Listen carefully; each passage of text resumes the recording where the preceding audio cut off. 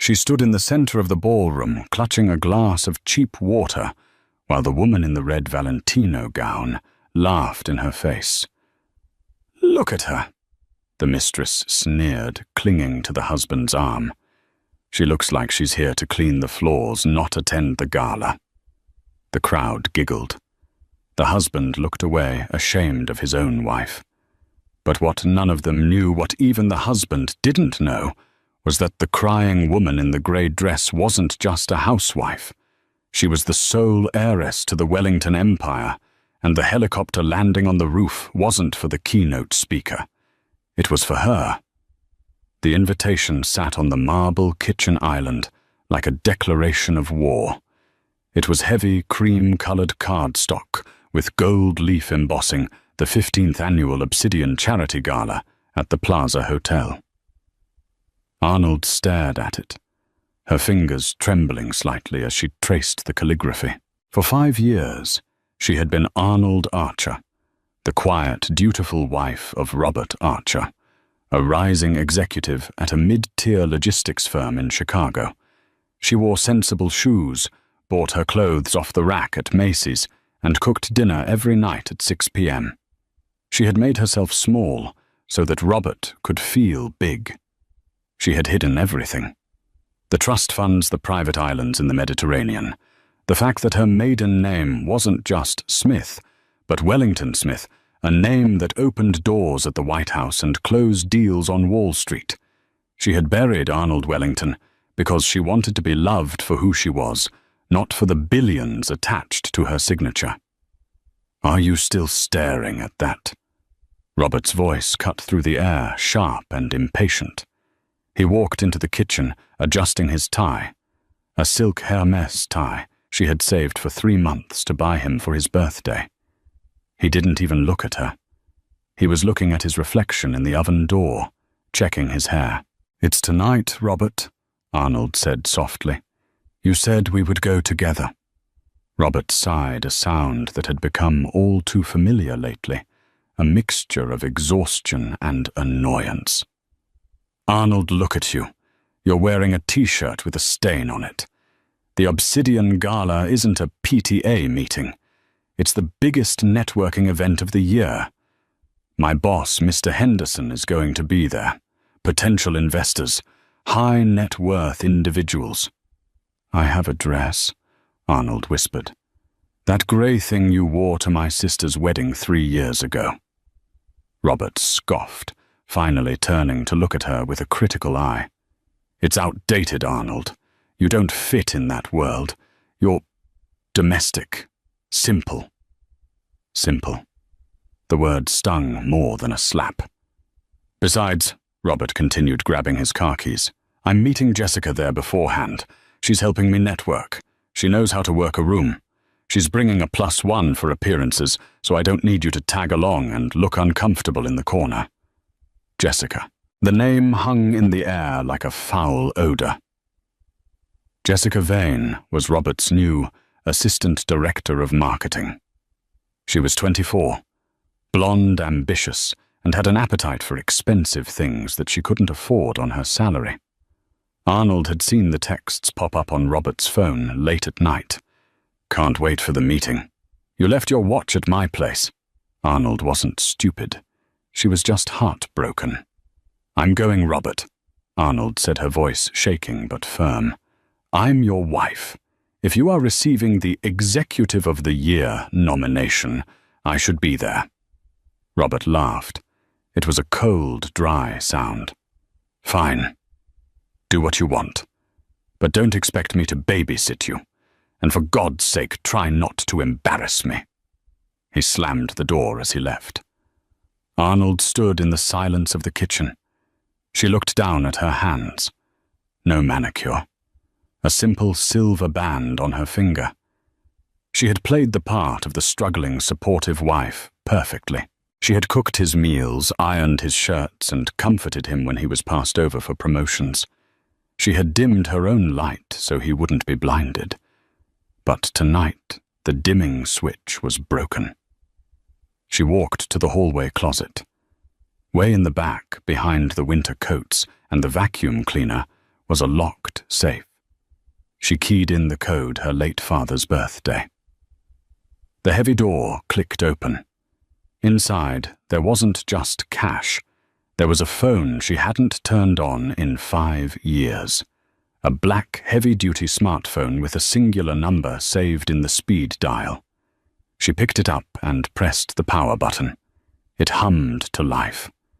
She dialed the number. Edward's residence, head of security speaking. A crisp British voice answered on the first ring. Alfred. Arnold said, her voice dropping an octave, shifting from the timid housewife to something ancient and powerful. It's Arnold. There was a pause on the other end, a pause filled with shock. Miss Arnold. My God, is everything all right? We haven't heard from you since the departure. I need a favor, Alfred, but not from the family. Not yet. I need access to my personal vault at the Pierre, and I need the dress. The dress, Miss Arnold, the black one, the one Mother wore to the coronation. And Alfred, tell no one I called, not my brother, not my father, especially not my father. As you wish, Miss Arnold. Shall I send a car? No, Arnold said, looking at the Honda Civic keys on the counter. I'll drive myself. I need to remember who I am before I remind everyone else. The Plaza Hotel was a fortress of light. Paparazzi lined the velvet ropes, their flashbulbs exploding like lightning storms every time a limousine pulled up. Arnold parked her battered Honda 3 blocks away in a public parking garage and walked the rest of the way in the freezing New York wind. She had changed. Gone was the stained T-shirt. She wore a simple, elegant, vintage Chanel gown she had retrieved from her storage unit, not the coronation dress she had mentioned to Alfred. She had decided to save that for the kill. For now she wore black silk that draped over her frame like water. It was understated classic, and to the untrained eye invisible. To the trained eye it was priceless. She didn't have a ticket. She walked up to the VIP entrance, where a burly security guard with a clipboard stood blocking the way. Name, he grunted, not even looking up. Arnold Archer, she said. He scanned the list. Not here. Step aside, ma'am. This is a private event. Check under the guest list for Robert Archer, she said politely. I'm his wife. The guard checked again. Robert Archer has a +1 listed as Jessica Vane. Sorry, lady. You're not on the list. Arnold felt the blood drain from her face. He hadn't just told her not to come. He had literally replaced her on the list. Please, she said, her voice trembling. He's my husband. The guard looked at her, seeing a woman shivering in the cold, holding a small clutch. He sighed. Look, I can't let you in without a pass. Step aside before I call the police. Just then, a black Maybach pulled up to the curb. The door opened and a man stepped out. He was older, with silver hair and a suit that cost more than Robert's car. It was Thomas Bryan, the CEO of Bryan Global, the parent company of Robert's firm. Arnold knew him, or rather, she knew of him. Her father had beaten him at golf every Sunday for 10 years. Mr. Bryan! The paparazzi screamed. As Thomas walked past, he glanced at Arnold. He paused. There was something familiar about her eyes. The Wellington eyes. Violet blue, unmistakable. But he couldn't place it. She looked down quickly. Is there a problem here? Thomas asked the guard. Just turning away an uninvited guest, Mr. Bryan, the guard said. I'm Robert Archer's wife, Arnold said, lifting her head. He forgot to leave my ticket. Thomas Bryan raised an eyebrow. He knew Robert Archer. The kid was a shark, aggressive, good numbers. But he didn't peg him for the type to leave his wife on the sidewalk. "Let her in," Thomas said, waving his hand dismissively. "She can sit at my table until she finds him. It's too cold for this nonsense." The guard bowed his head. "Yes, sir. Right this way, Mrs. Archer." Arnold walked through the golden revolving doors, her heart hammering against her ribs. She was in. The ballroom was a sea of diamonds and egos. A live orchestra played Debussy in the corner. Waiters in white gloves floated through the crowd with trays of caviar and champagne.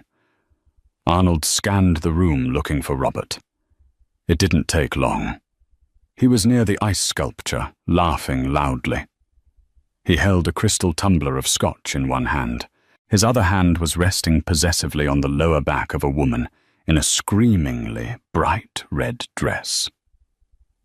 Jessica. She looked stunning in a cheap, flashy way. The dress was too tight, the neckline too low, the sequins too aggressive. But she was young, and she was glowing with the thrill of being on the arm of a rising star. Arnold took a deep breath and walked toward them. As she approached, the circle of people around Robert quieted down. They noticed the woman in black approaching with a grim determination. Robert turned, sensing the shift in the room. When he saw Arnold, his face went from laughter to pure, unadulterated horror. "Arnold!" he hissed, stepping away from Jessica, as if she were on fire. "What the hell are you doing here? I told you. I'm your wife, Robert," Arnold said, her voice clear and carrying over the low hum of the party. "I came to support you." Jessica let out a sharp, cruel laugh. She swirled her champagne, looking Arnold up and down with a look of utter disdain. "Oh, Robbie," Jessica cooed, using a nickname Arnold had never used. "Is this the little woman you told me about? The one who clips coupons, the people around them colleagues, rivals, socialites?" Snickered. "Go home, Arnold," Robert whispered furiously, grabbing her elbow. His grip was painful. "You're embarrassing me. You don't belong here. Look at you. You're wearing a funeral dress." "It's Chanel," Arnold said quietly. "It's garbage," Jessica interrupted, stepping closer. "Honey, look around. This is the Obsidian Gala, not a potluck. You look like the help. Actually, the help is dressed better." Jessica turned to the group, a malicious gleam in her eye. Doesn't she look like she should be holding a tray of hors d'oeuvres?" Laughter rippled through the circle. It was high school all over again, but with millions of dollars in the bank accounts of the bullies. Arnold looked at Robber, waiting for him to defend her. Waiting for the man she had loved for 5 years to say, "Stop it. That's my wife." Robert looked at Jessica, then at the crowd, then at Arnold. He saw the power Jessica projected and the quietness of Arnold. He made his choice. "I think you've had too much to drink before you came, Arnold," Robert said loudly for everyone to hear. "You're making a scene. Please just leave. We'll discuss the divorce terms in the morning." The word hung in the air. Divorce. Arnold felt something inside her chest snap. Not break, snap. Like a tether that had been holding back a tidal wave. She pulled her arm from his grip. She smoothed the front of her black silk dress. Her posture changed. She grew 2 inches taller. Her chin lifted. The violet blue eyes that had been filled with tears suddenly turned into ice. "Divorce," Arnold repeated. The sadness was gone.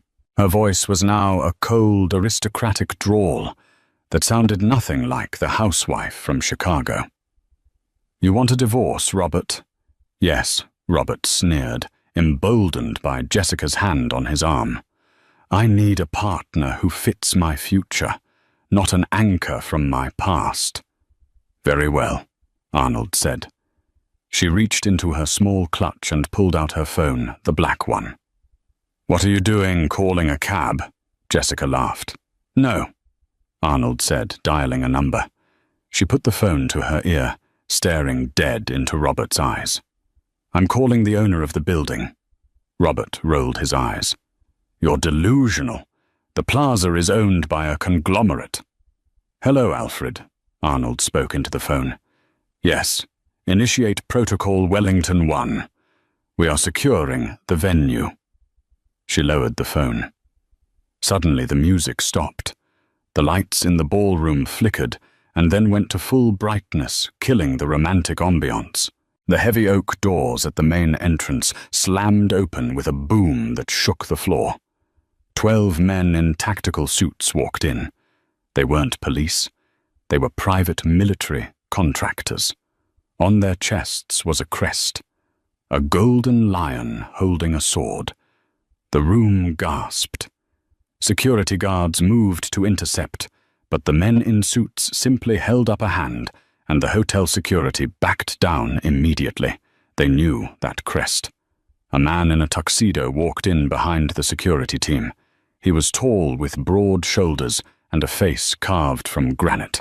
It was Alexander Wellington, the most reclusive and powerful billionaire in Europe, Arnold's brother. The crowd parted like the Red Sea. Whispers erupted. Is that Alexander Wellington? What is he doing here? He hasn't been in the States in a decade. Alexander walked straight through the center of the room. He didn't look at Thomas Bryan. He didn't look at the celebrities. He walked straight toward the group standing by the ice sculpture. Robert's mouth fell open. That's Alexander Wellington, he stammered to Jessica. He's worth more than this entire city. Alexander stopped 3 feet from them. He looked at Robert with eyes that could peel paint. Then he turned to Arnold.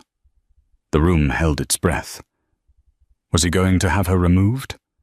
Alexander bowed, a low, formal bow from the waist. Madam, Alexander said, his voice booming in the silent hall. The family has arrived. Mother is landing on the roof in 5 minutes. She was displeased to hear you were made to wait outside. Robert choked. Madam. Arnold looked at her brother, then turned back to Robert and Jessica. A small, terrifying smile played on her lips. Robert, she said softly, I don't think I introduced you properly. My name isn't Arnold Archer. It's Arnold Elizabeth Wellington. And you're right, I don't fit in your future. Because your future just ended. The silence in the plaza ballroom was heavy, the kind of silence usually reserved for cathedrals or courtrooms before a verdict. Robert blinked, his brain misfiring as he tried to process the information. Arnold Wellington. It was impossible. He had met her parents. They were nice, quiet people who lived in a modest ranch house in Ohio. They drove a Ford Taurus. They clipped coupons. You're lying, Robert stammered, his laugh sounding frantic, bordering on hysterical. He looked at Alexander, then back at Arnold. This is a prank, right? Did you hire these actors? Arnold, tell them to stop. It's pathetic. Jessica, regaining her composure, stepped forward. She placed a hand on her hip, her red nails digging into the fabric of her dress. Honey, this is embarrassing. Hiring a gigolo to pretend to be a billionaire Alexander Wellington is a myth. He lives in Monaco. He doesn't come to charity balls in New York to rescue frumpy housewives. She turned to the security guards who were still cowering near the entrance. Throw them out. All of them. This woman is disturbing the peace. Alexander didn't even blink. He simply checked his watch, a limited edition.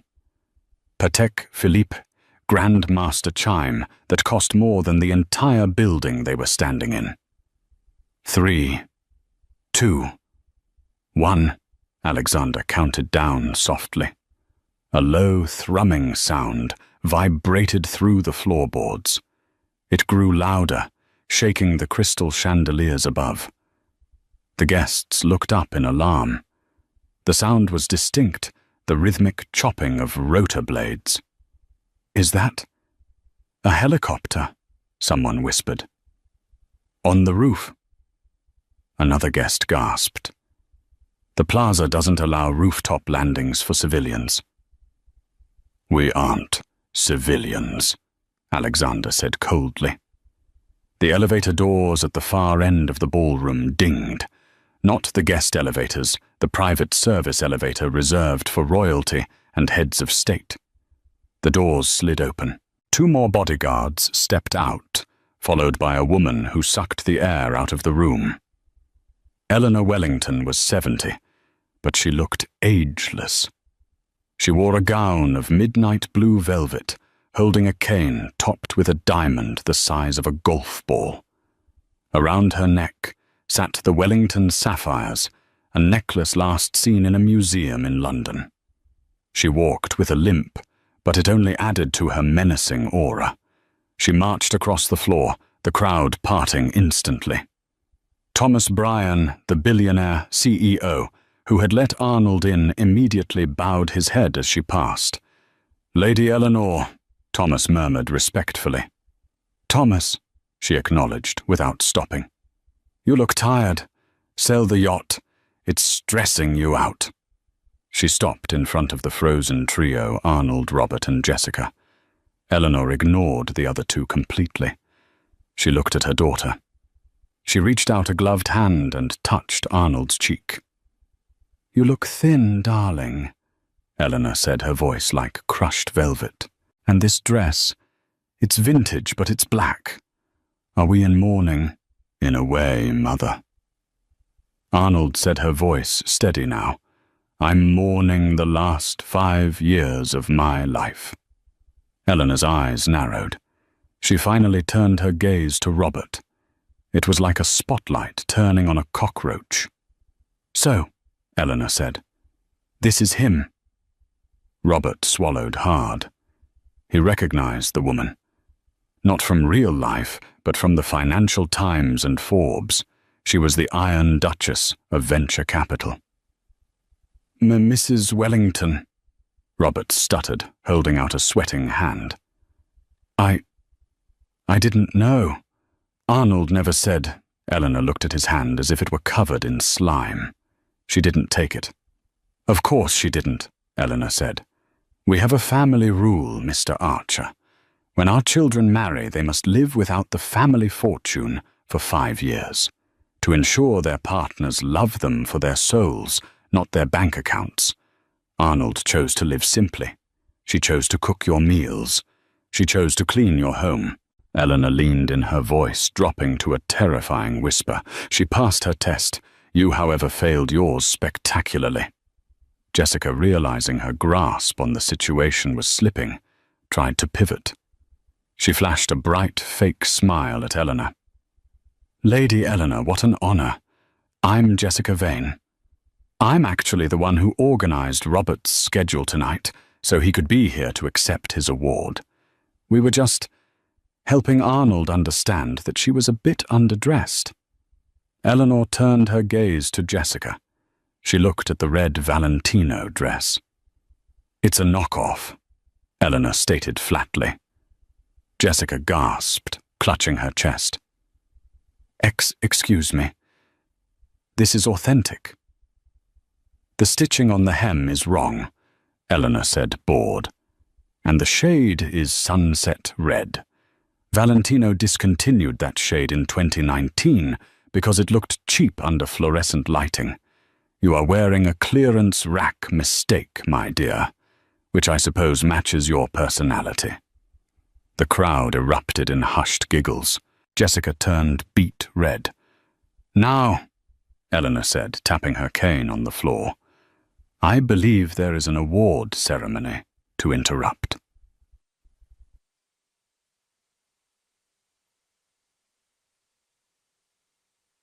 Robert felt the world spinning. "Wait," he said, reaching for Arnold again. "Arnold, baby, please. Let's talk about this in private. I didn't mean what I said earlier. I was stressed. The nomination, the pressure. You know how I get." Arnold looked at him. For a second, Robert saw the woman he married, the soft, forgiving eyes. He thought he had her. "I know exactly how you get, Robert," Arnold said softly. "You get cruel, you get small, and you get greedy." "I love you," Robert shouted, desperation creeping in. "Doesn't that matter?" "You love the idea of owning things," Arnold corrected. "And you didn't think I was worth owning anymore." At that moment, the stage lights flared. The host of the gala, a nervous man in a tuxedo, tapped the microphone. "Ladies and gentlemen," the host stammered, clearly directed by Alexander's security team, "if we could, proceed to the main event, the Executive of the Year award." Robert straightened his tie. This was it. Even if Arnold was rich, he was the one winning the award. He was the one who increased profits by 200% this quarter. He had built his reputation. He could survive a divorce. He would just take half her money. Wait, did they have a prenup? No. He smiled internally. He could sue for alimony. "I have to go up there," Robert said to Arnold, regaining a shred of arrogance. "We'll talk after I accept my trophy." He turned and walked toward the stage, Jessica trailing behind him like a wounded puppy. "And the winner is," the host said, opening the envelope. He paused. He looked at the card. He looked at the audience. He looked terrified. There seems to be a change." Alexander Wellington stepped onto the stage. He took the microphone from the host. "The award," Alexander's voice boomed, "was sponsored by Obsidian, correct?" "Yes, sir," the host squeaked. "And Obsidian is a subsidiary of Archer Logistics, Robert's company."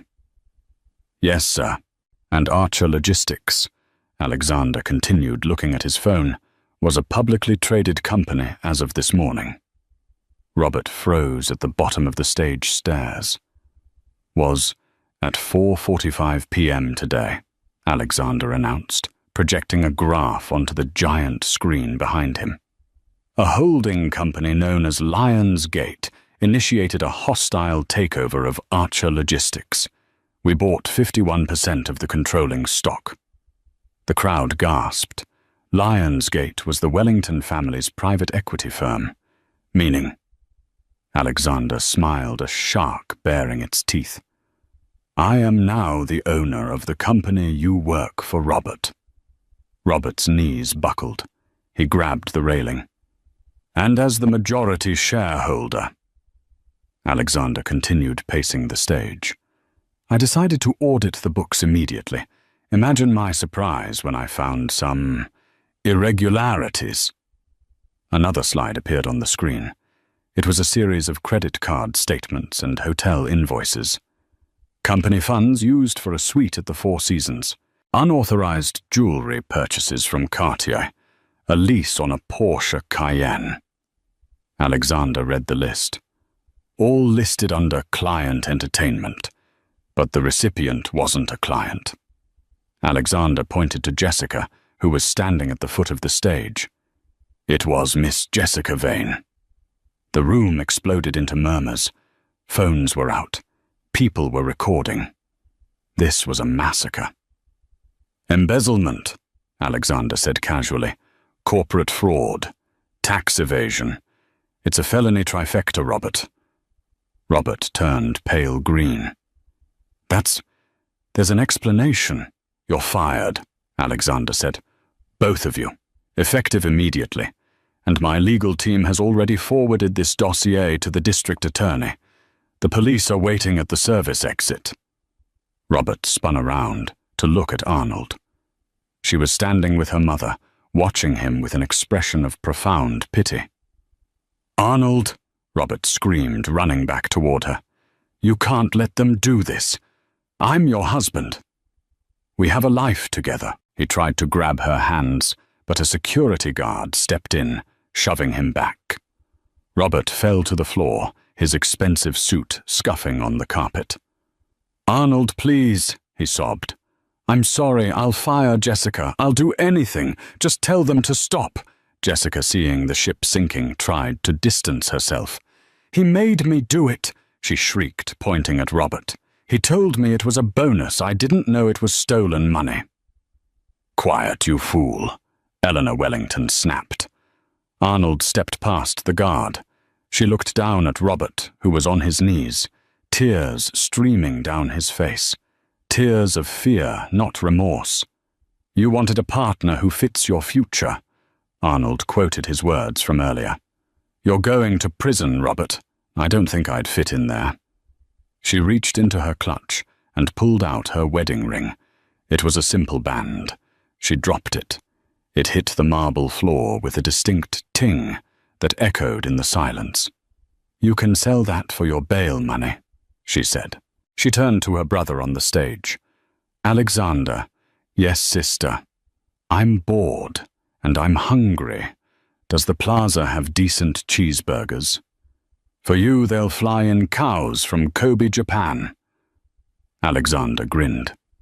"Then let's go," Arnold said. She took her mother's arm. The three Wellingtons turned their backs on the sobbing man and the ruined mistress. As they walked toward the exit, Thomas Bryan began to clap. Then another guest clapped. Then another. Soon the entire ballroom was applauding, not for the drama, but for the sheer, brutal elegance of the justice served. Robert watched them leave. The flashing lights of the police cars outside reflected against the ballroom windows. But the story wasn't over. Arnold had destroyed his present. But she hadn't yet revealed the secret that would destroy his past. As the police cuffed Robert and dragged him out, he saw an old man standing in the shadows near the kitchen entrance. A man Robert recognized. It was his own father, and he was smiling. But not at Robert. He was smiling at Arnold. The flashing lights of the NYPD cruisers painted the sidewalk in chaotic bursts of red and blue. Robert sat in the back of the squad car, his hands cuffed behind his back, pressing his forehead against the cold window. The shame was a physical weight, heavier than the handcuffs. Through the glass, he saw the valet bringing the Wellington limousine around. He saw Arnold, looking like a queen who had just reconquered her kingdom, stepping into the warmth of the car. But then he saw him. An older man in a worn-out trench coat stood by the police barricade. He wasn't looking at the gala or the celebrities. He was looking directly at the police car. "Dad," Robert whispered, his breath fogging the glass.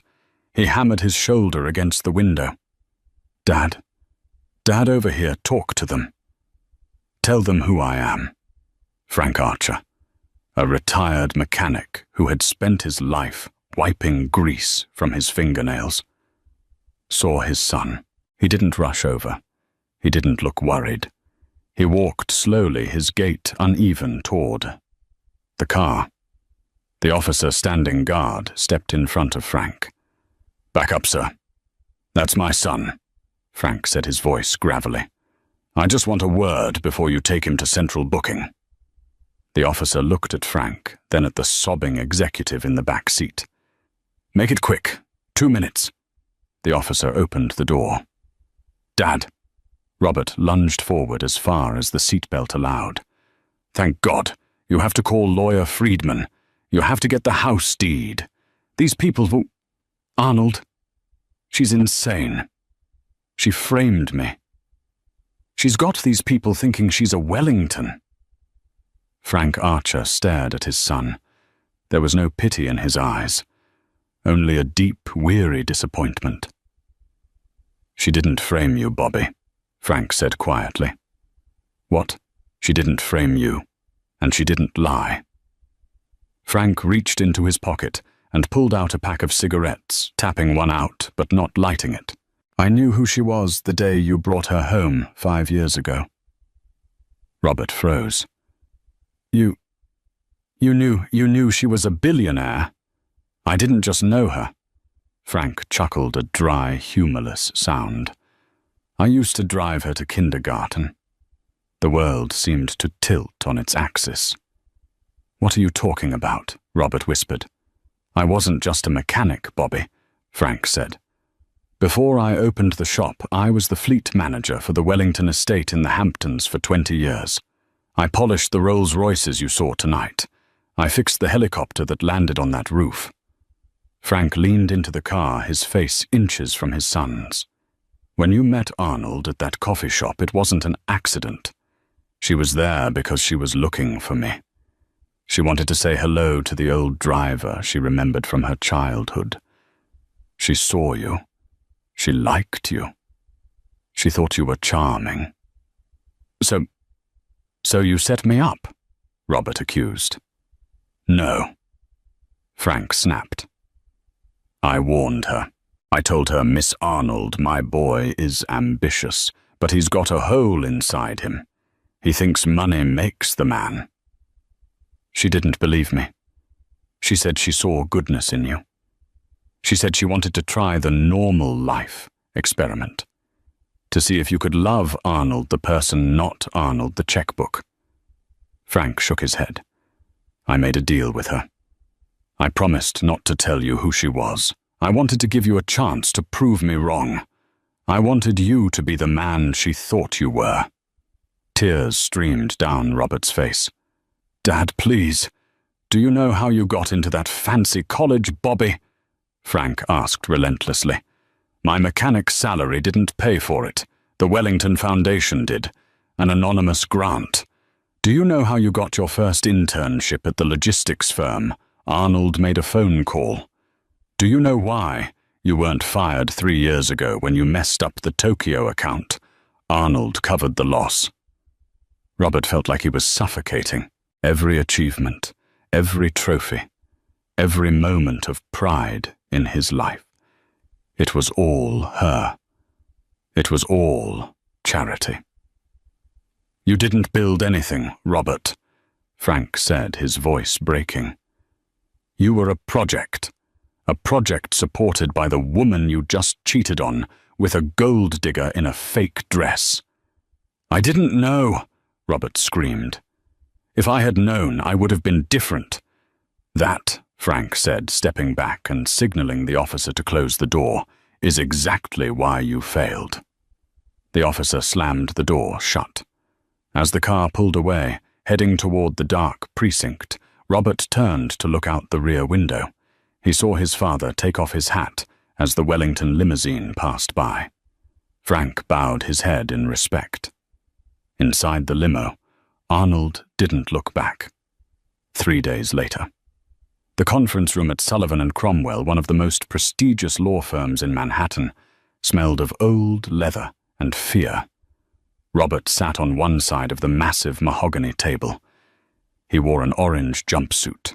He had been denied bail due to flight risk concerns raised by the district attorney, concerns heavily supported by the evidence of his offshore accounts. He was only here because his court-appointed lawyer had begged for a settlement meeting to avoid a life sentence. Jessica was there too, sitting at the far end of the table. She looked haggard. Her roots were showing, and she wore a frantic expression. She had turned state's witness against Robert 20 minutes after the arrest, hoping for immunity.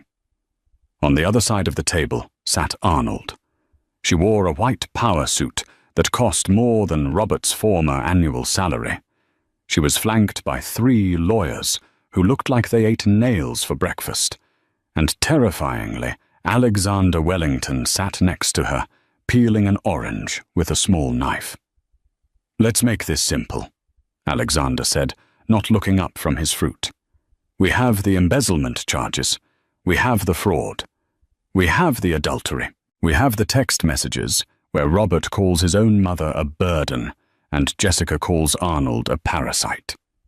Did I miss anything? The insider trading, one of the lawyers added, sliding a file across the table. Mr. Archer used non-public information to short-sell his own company's stock before the takeover. Robert's lawyer, a sweaty man named Mr. Evans, loosened his tie. My client is willing to plead guilty to the fraud charges in exchange for leniency. But regarding the divorce, yes. Arnold spoke for the first time. Her voice was calm. Mr. Archer feels that he is entitled to spousal support. Evans said, his voice trembling. He accustomed himself to a certain lifestyle during the marriage, and since you are revealed to be of substantial means, the law in New York states. Alexander laughed. It was a sharp, barking sound. He threw a piece of orange peel at Robert. He wants alimony, Alexander asked incredulously. From the woman he cheated on while he's going to prison? It's his legal right to ask, Evans squeaked. Arnold held up a hand to silence her brother. She leaned forward, resting her chin on her interlaced fingers. Robert, she said. Robert looked up. He looked broken. Arnold, please. I have nothing. When I get out, in 10 years, I'll have nothing. Just give me something to start over. $1 million. That's pennies to you. You want a settlement? Arnold mused. Yes, please. Okay, Arnold said. She opened a thin blue folder in front of her. I have prepared a settlement offer. Robert's eyes lit up. Jessica leaned in, wondering if she could get a cut. I have calculated the total cost of your existence for the last 5 years. Arnold read from a document. The mortgage payments I secretly made when you said you were short. The car payments. The vacations you thought you paid for with your bonus, which was actually a transfer from my trust fund. The clothes on your back. She slid a paper across the table. The total comes to $4,250,000. Robert stared at the number. I am willing to forgive this debt, Arnold said. I will not sue you for reimbursement of these funds. That is my settlement. You leave this marriage with 0 debt to me, but you also leave with 0 assets. That's it, Robert cried. 0. You're worth billions. And you are worth nothing, Arnold said coldly. Actually less than nothing. You are a liability. She turned to Jessica. And you, Arnold said. Jessica jumped. I'm sorry, Arnold. I swear he told out to me you were awful. He told me you were lazy. I'm a victim here, too. You're not a victim, Jessica. You're a predator with bad taste, Arnold said. But I have a gift for you, too. Arnold slid an envelope toward Jessica. What is this? Jessica asked, her hands shaking. It's a job offer, Arnold said. Jessica blinked. A job. My family owns a mining operation in northern Alaska. Arnold said, her voice devoid of emotion. It is very cold. It is very isolated. The cafeteria food is terrible. They are in desperate need of a shift manager for the night crew. It pays minimum wage, but it includes a dormitory room. Jessica stared at her, horrified. You want me to move to Alaska? To be a miner? No, Arnold smiled. I want you to have a choice. You can take the job, or, Arnold signaled to her lawyer, who placed a heavy stack of papers on the table, or my lawyers will sue you for alienation of affection, intentional infliction of emotional distress, and conspiracy to commit fraud. We will tie you up in court for the next 20 years. You will never own a credit card again. You will never rent an apartment again. You will spend every waking moment deposed by my legal team until you are old and grey. Arnold took a sip of water. Alaska is lovely this time of year, I hear. The choice is yours. Jessica looked at the lawsuit. She looked at Robert, who was weeping into his hands. She looked at Arnold's cold, violet eyes. I don't have a coat for Alaska, Jessica whispered. We'll provide a uniform, Alexander said helpfully. It's orange, matches Robert's. Arnold stood up. The meeting was over. Sign the papers, Robert, she said, not looking back. And when you're in your cell tonight, try to remember the taste of my cooking. It's the last honest thing you'll ever have. She walked out of the room, her heels clicking on the floor like the ticking of a clock that had finally run out of time. Robert picked up the pen. His hand shook so badly he could barely hold it. He signed his name. He had wanted the world. He ended up with a signature on a divorce decree that left him with nothing but the memory of the wife he mocked. As he was led back to the holding cell, a news report played on the TV in the lobby. Breaking news. Arnold Wellington, the newly revealed heiress, has announced a $100 million donation to a charity for displaced families. When asked for a comment, she simply said, "Sometimes you have to lose the dead weight to be able to fly." Robert watched the screen. Arnold looked beautiful. She looked happy. And for the first time, he realized that the grey, crying wife in the kitchen had been the only real billionaire in the room. He was just the cheap knockoff. The wind in Dead Horse, Alaska didn't just blow. It hunted. It screamed across the flat, frozen tundra like a banshee seeking out any warmth to destroy. Jessica Vane stood on the sorting line of the Wellington North Mineral Extraction Facility. Her body wrapped in 4 layers of thermal wool and a bright orange company-issued parka. The parka was 3 sizes too big, stiff with grime, and smelled of diesel fuel and old sweat. She wasn't Jessica Vane, the rising marketing star, anymore. She was employee number 8,940. "Move it, Vane," the line foreman, a man with a beard made of ice crystals, bellowed over the roar of the conveyor belt. "That chute is backing up. Use your hands if you have to." Jessica bit her lip to keep from crying out. Her hands, once manicured with $100 gels, were now raw red and cracked. Her knuckles were constantly bleeding, the skin split by the dry sub-zero air. She reached into the pile of jagged freezing ore, pulling out the waste rocks. How did I get here, she thought, the rhythm of the belt, hypnotizing her into a state of misery. I was drinking champagne at the plaza. I was wearing Valentino. But the Valentino was gone. It had been seized by the feds, along with her car, her apartment, and her dignity. Arnold's lawyers had been ruthless. They hadn't just sued her. They had dismantled her life with the precision of a surgeon. The job offer had been the only way to avoid a prison sentence for conspiracy. Arnold had given her a choice, a cage of iron bars or a cage of ice. Jessica had chosen the ice, and every day she regretted it. The lunch whistle blew a shrill, piercing sound that cut through the noise of the machinery. Jessica shuffled into the cafeteria. It was a metal box of a room, smelling of boiled cabbage and industrial cleaner. She took her tray of grey sludge and sat at a table in the back, away from the rough-necked miners who mocked her former life. In the corner of the room, a television was mounted to the wall. It was usually set to sports, but today the satellite signal had drifted to a global news network. "And now live to Paris," the news anchor's voice crackled through the static. "For the wedding of the century." Jessica stopped eating. She looked up. The screen showed the Champs-Élysées, blocked off by security. A procession of white Rolls-Royces made its way toward a cathedral.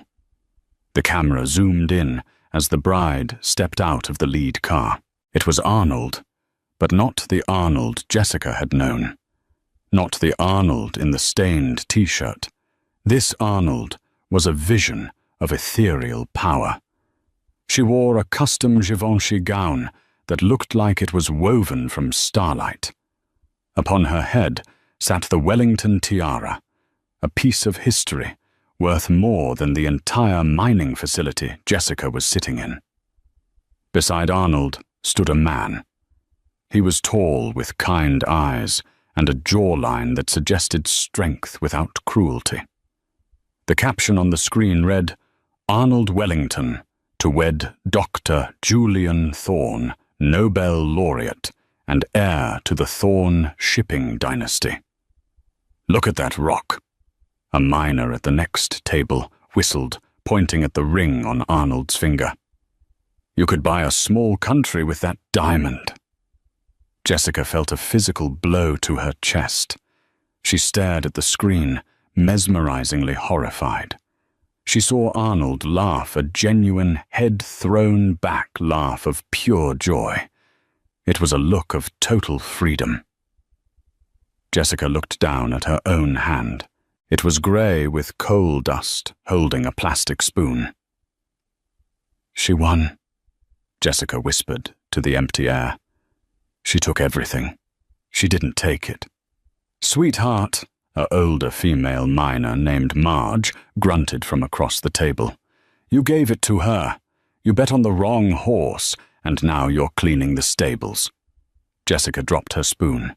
She put her face in her hands and wept, her tears freezing against her cold, chapped skin. 3,000 miles away, the sun was setting over the Otisville Correctional Facility in upstate New York. Inmate 098-22, formerly known as Robert Archer, sat on the edge of his bunk. His cell was a 6-by-8-foot concrete box. The air was stagnant, smelling of mildew and hopelessness.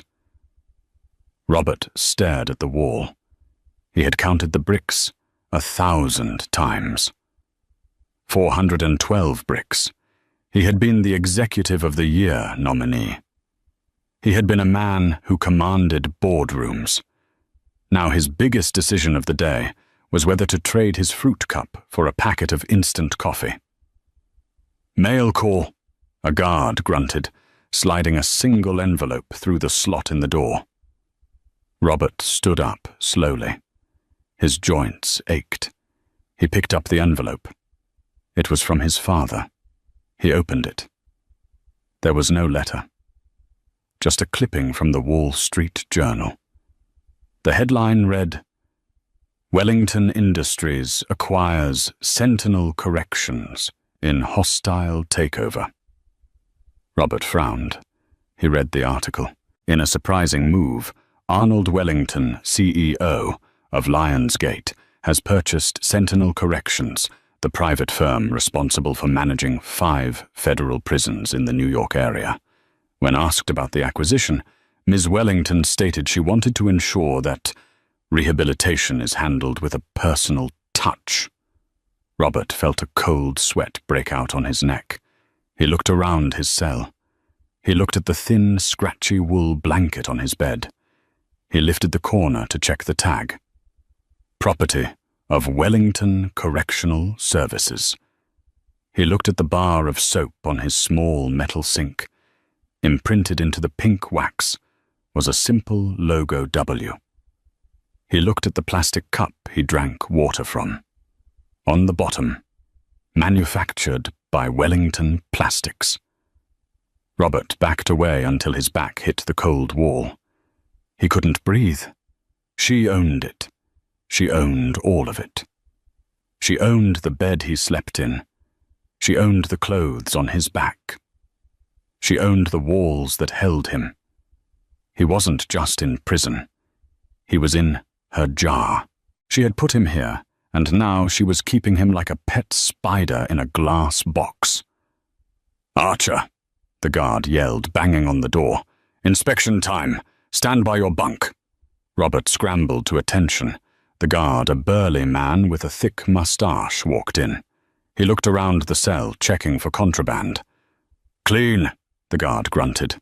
He turned to leave, then paused. "Oh, almost forgot. The new owner sent down a directive, improved nutrition plan for the inmates. The guard tossed a small foil-wrapped package onto the bed. "Enjoy." The guard left the heavy steel door slamming shut with a sound of finality. Robert looked at the package. He unwrapped it with trembling fingers. It was a chocolate chip cookie. But not just any cookie. It was homemade. Or at least it looked homemade. It was perfectly round, soft in the middle, with a distinct smell of vanilla and sea salt. Robert stared at it. It was the exact recipe Arnold used to make for him on Sunday afternoons. The Sundays when he would ignore her to watch football. The Sundays when he would tell her she put too much salt in the dough. He took a bite. The taste exploded in his mouth, sweet, salty, buttery. It tasted like the home he had destroyed. It tasted like the love he had thrown in the garbage. Robert sank to the floor, clutching the cookie. He curled into a ball. A guttural sob ripped from his throat, a sound of pure, unadulterated regret. He realized then that Arnold's revenge wasn't the prison sentence. It was this. It was the constant, subtle reminder that she was everywhere and he was nowhere. She was the sky and he was the dirt. He ate the cookie, mixing the chocolate with his tears, wishing he could go back to the kitchen, back to the grey dress, back to the moment before he became a monster. But time, unlike money, could not be earned back. Paris, France. The reception was in full swing at the Louvre. The Wellington family had rented the entire museum for the wedding reception. Arnold stood on the balcony, overlooking the glass pyramid, the night air cool and sweet against her skin. The noise of the party, the clinking glasses, the jazz band, the laughter floated out to her, but she needed a moment of silence. Alexander walked out holding 2 flutes of champagne. "Hiding from your admirers," he teased, handing her a glass. "Just taking a breath, Alex." Arnold smiled. She looked radiant. The tension that had lived in her shoulders for 5 years was gone. "I have the final reports," Alexander said, his voice lowering to a business tone. "The acquisition of the prison system is complete, and the Alaska mine reports that production is up 5%. "Good," Arnold said, sipping her champagne. "You know." Alexander leaned on the stone railing. "Mother thinks you went too far. Buying the prison. Sending the girl to the Arctic. She calls it excessive." Arnold looked out at the lights of Paris. "Mother believes in mercy. I believe in education." Education. Robert needed to learn what it feels like to be small, Arnold said softly. To be dependent on someone else for the very air he breathes. And Jessica, she needed to learn the value of hard work. "I didn't destroy them, Alex. I gave them the reality check they desperately needed." "And you?" Alexander asked. "What did you learn?"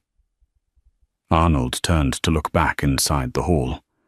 She saw her new husband, Julian, dancing with her mother. Julian wasn't looking at his phone. He wasn't checking the room for someone more important. He was laughing, spinning Eleanor Wellington around despite her cane. "I learned that my value doesn't decrease based on someone's inability to see my worth," Arnold said. "I was a diamond in the kitchen, and I am a diamond in the palace. Robert was just too blind to notice the shine." "To the future, then," Alexander said, raising his glass. "No." Arnold corrected him, clinking her glass against his. "To the present, because for the first time in a long time, I love exactly where I am." She finished her drink, set the glass on the railing, and walked back into the light. She didn't look back at the dark city, nor did she think of the man in the cell or the woman in the snow. They were ghosts now fading into the background of her story. Arnold Wellington was done with drama. She was ready for her happily ever after. And that is the story of how a billionaire heiress taught a cheating husband and his arrogant mistress a lesson they would never forget. Robert and Jessica made the fatal mistake of judging Arnold by the price tag on her dress rather than the value of her character. They chased the illusion of wealth and lost the reality of love. In the end, Arnold didn't just get revenge. She got justice. She proved that dignity is quiet, while insecurity is loud. Robert sits in a cell owned by the wife he betrayed, eating the cookies she once baked with love, while Jessica freezes in a mine owned by the woman she mocked. They serve as a permanent reminder: never bite the hand that can buy the ground you walk on. Arnold reclaimed her name, her fortune, and her happiness, proving that the best revenge isn't screaming, it's succeeding. Wow. Talk about a karma overload. That ending with the cookie gave me chills. What did you think of Arnold's educational revenge? Was buying the prison a step too far, or was it the perfect poetic justice? And be honest, would you survive a single day in that Alaskan mine? Let me know your thoughts in the comments below. I read every single one. If you enjoyed this saga of betrayal twists and billionaire justice, please smash that like button. It really helps the channel grow and tells me you want more stories like this. Don't forget to subscribe and hit the notification bell so you never miss another real-life drama story. Share this video with a friend who needs a reminder that the quietest person in the room is often the most powerful. Thanks for watching, and I'll see you in the next story. Creating man. Oh, what's it got? What do you mean, what's it got? Has it got, like, claws and fangs and shit? No, not really, no. Oh, has it got poison? No, no poison. Oh, has it got armor, like spikes and shit? No, no armor. How will it survive? It's got the best brain in the animal kingdom. It'll work stuff out. It'll create weaponry to take down beasts 100 times mightier than itself. It'll wear their carcass through the Ice Age. It'll go through famine. It'll go through world wars. It'll eventually start getting scared of words.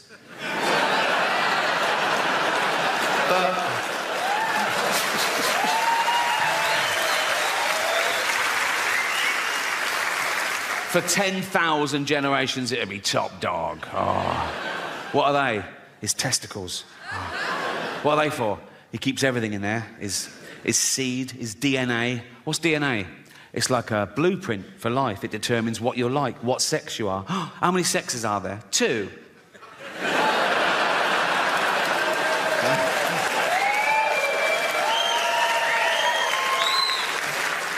Also, that's where he keeps his testosterone, so he's fucking well hard, right? And if you take a finger and flick a testicle, he's fucked. He's absolutely fucked. He's thrown up, he's on the floor, he's out of the game, absolutely kippered. Why are you putting it on the outside? For a laugh, just for a laugh. You know, religious types, Americans. One bloke said to me, "Speak for yourself, dude, I ain't no ape." And I sent back, "Well, you are, because we're all apes." He went, "Nah, what's a gorilla ever done? We've walked on the moon." I sent back, "What do you mean we? You've done fuck all. You've spelt moon wrong." It's weird, isn't it, when people take credit for the sort of rest of the species, because that's what's pushed civilization forward, you know, a few geniuses along the way. Like, there's 8 billion people on this planet. Most of us do nothing. We eat shit and die. Like, if there was a meteor heading towards Earth to definitely destroy it, 4 billion people would get down on their knees and pray to their particular god, and a few hundred scientists would work out how to get Bruce Willis up there to stop it. It's an odd concept, praying, for me. I can't work out how God decides. All those people praying at once for different things. Is it like best idea wins, or Is it a democracy? Like, he puts things at each issue, he goes, right, votes for and against, you know? If it's a democracy, we're in trouble. We're a tiny nation. Like, next time there's a flood warning in the West Country, if we're all going, oh, I hope everyone's okay, if the whole of China is going, yeah, fuck Bristol, there's a billion of them. Oh, yeah. More about China later.